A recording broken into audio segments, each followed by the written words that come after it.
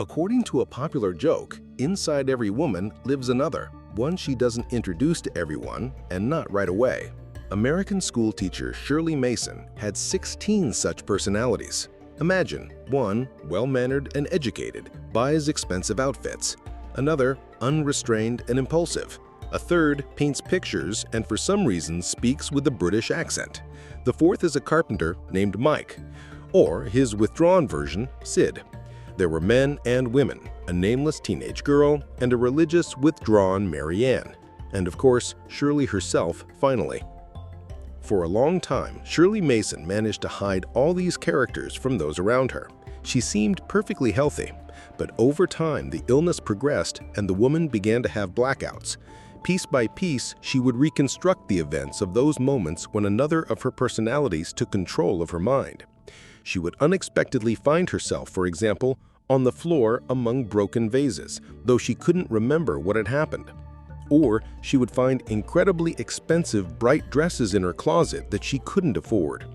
Or she would suddenly wake up in a completely unfamiliar place and be unable to recall what had happened before. Waking up one more time in an unfamiliar place, Shirley Mason realized she needed help and turned to psychiatrist Cornelia Wilbur. She diagnosed the patient with a condition known today as dissociative identity disorder, which is now well studied. But at that time, in the middle of the last century, practically nothing was known about such an ailment.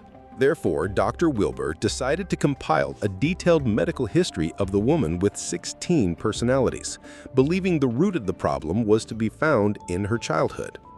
Shirley Mason was born in 1923. Her father was a carpenter and her mother a housewife. But her mother suffered from schizophrenia. Neighbors would see her wandering the neighborhood. She would peer into their windows and laugh horribly. In short, life for Shirley herself was anything but sweet.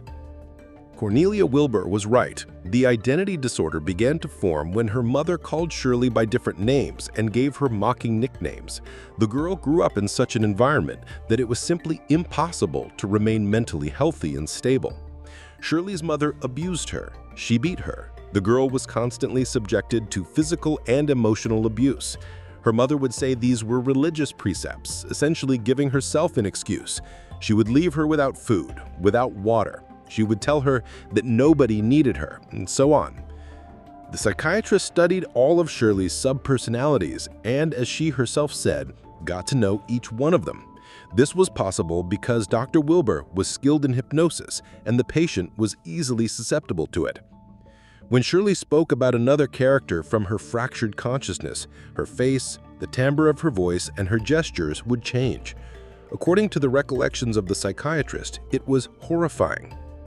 Her consciousness had split into multiple personalities who would take turns gaining control over the girl's mind, stepping into what is called the spotlight of attention. During the time when one of the personalities was dominant, she would recount details of her life that pertained only to that part of her psyche, only to that part of her personality, without understanding what was happening with these other characters. It turned out that the trigger, the thing that set off the emergence of each sub-personality, was Shirley Mason's painful childhood memories. In this way, her psyche would essentially switch. It was as if the distressing episodes were being experienced not by the woman herself, but by another person. At that time, only a few cases of such a disorder had been recorded worldwide, and the psychiatrist treated Shirley's case as a unique experiment. It's an enormous amount of work to diagnose, to understand how to find the key, to figure out how this personality emerges into the spotlight, and then to make it go away. However, the communication between the psychiatrist and the unusual patient did not end there. Shirley Mason sincerely believed that the doctor was moved by her story, sympathized with her, and wanted to help. But Cornelia Wilbur intended to make a good profit from the unique case. She understood that a woman with 16 personalities would cause a sensation, so she decided to sell her medical history. In 1973, a book titled Sybil was published. A few years later, a television movie of the same name was released, which detailed the story of this mentally ill girl. This attracted a great deal of attention to the diagnosis. The book became a bestseller, and the money from its sale was divided among the author, the doctor, and the mentally ill patient. But besides money, Shirley Mason also gained fame, though it wasn't particularly welcome. People savored the details of her difficult story, wanting to know more about each of the fragments of her personality. They pestered her with tactless questions and propositions. Furthermore, psychiatrists were inundated with patients claiming they also had dissociative identity disorder. Specialists called this the Shirley Mason epidemic. In America alone, nearly 40,000 people went to doctors in 1 year, saying they were controlled by other personalities. Naturally, they all turned out to be either malingerers seeking attention or simply anxious and impressionable people. Dissociative identity disorder is an extremely rare condition, and of course, it simply can't occur that frequently. Because of this, some experts began to doubt that Shirley Mason herself had suffered from a split personality.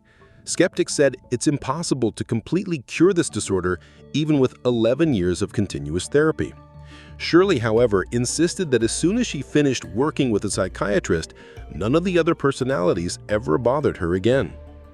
A psychiatrist named Herbert Spiegel worked alongside Dr. Wilber. He conducted several sessions with Shirley Mason and called this diagnosis into question. He concluded that possibly Dr. Wilber had deliberately manipulated her patient, causing her to behave as if several personalities coexisted within her. Most specialists cast doubt on Herbert Spiegel's words. After all, he only spoke about his sessions with Shirley Mason after her death, when it was no longer possible to confirm or deny it. But the fact that Dr. Wilber violated medical ethics is beyond doubt. She continued to communicate with her patient, even though Shirley's acquaintances understood that the woman had an unhealthy attachment to her psychiatrist. It resembled a kind of obsession. Without Wilber's approval, the American woman wouldn't take a step. And she constantly thanked her for ridding her of the multitude of personalities that tore her consciousness apart. She even moved away from prying eyes to another state, to where Cornelia Wilber lived. When Dr. Wilber was diagnosed with Parkinson's disease, Shirley cared for her until her death. And when Shirley Mason herself developed cancer, she refused medical intervention and died in cancer in 1990. Before her death, Shirley Mason gave all her most valuable possessions to her priest. The woman sincerely believed in God and regularly went to church. However, after her house was sold, about 100 paintings were found in the basement.